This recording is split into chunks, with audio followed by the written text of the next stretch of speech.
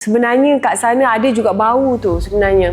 Tapi disebabkan dalam cuaca sejuk mungkin tak berbau sangat. Tapi bekas-bekas orang kata yang berlaku pembunuhan, bom dan sebagainya, kesan tu ada. Walaupun dalam cuaca sejuk kita dapat rasa suasana yang tak sedap sebenarnya.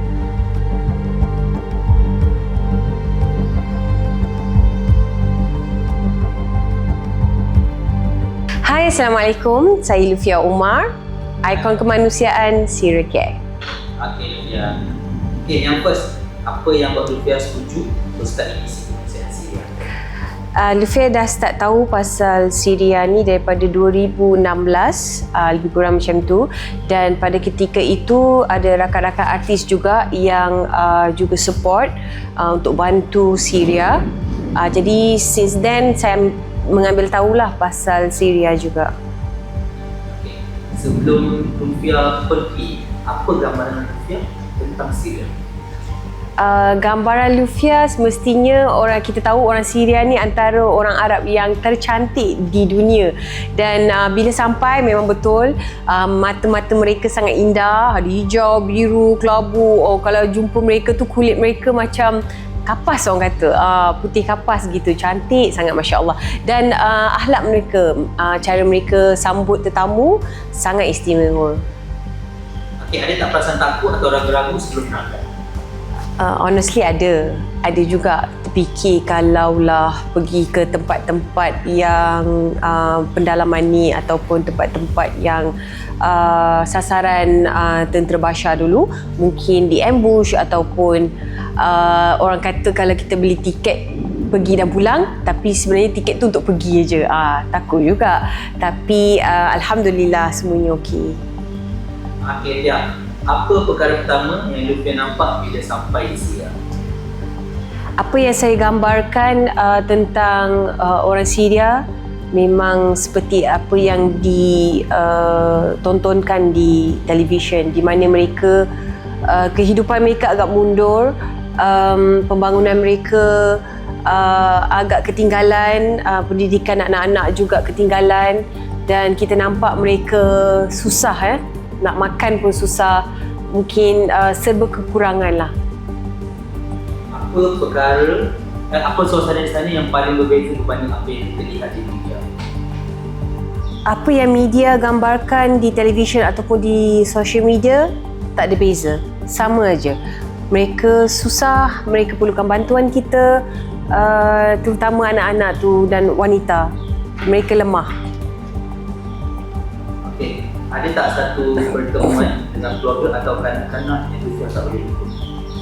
Oh, ya, ada.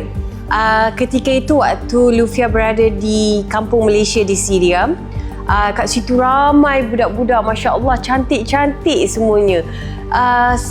Tak seperti yang kita gambarkan mereka dalam kesusahan apa semua, sebab muka mereka sangat cantik, sangat cute, sangat adorable.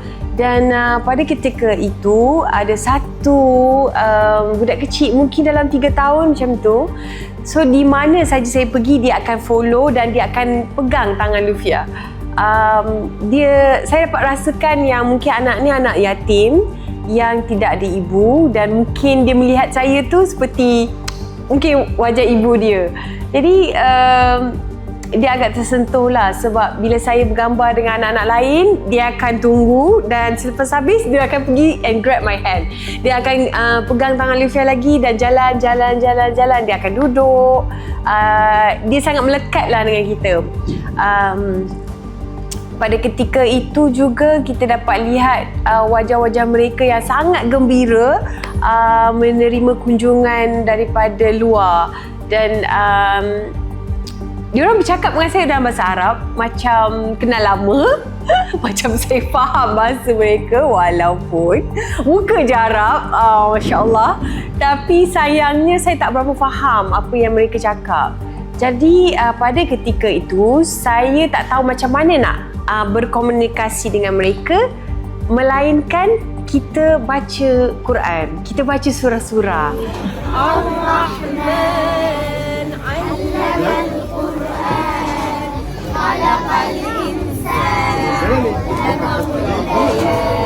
pada masa tu sebab mereka nak cakap, mereka nak berinteraksi dengan saya, tapi sebab masalah bahasa, jadi apa yang kita boleh bersatu dalam berbicara tu adalah dengan membaca surah-surah.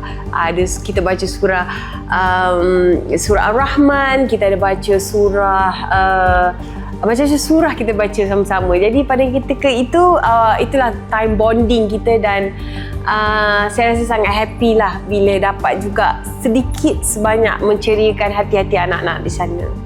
Okey, seterusnya, bagaimana keadaan hidup mereka sekarang selepas bertahun-tahun konflik?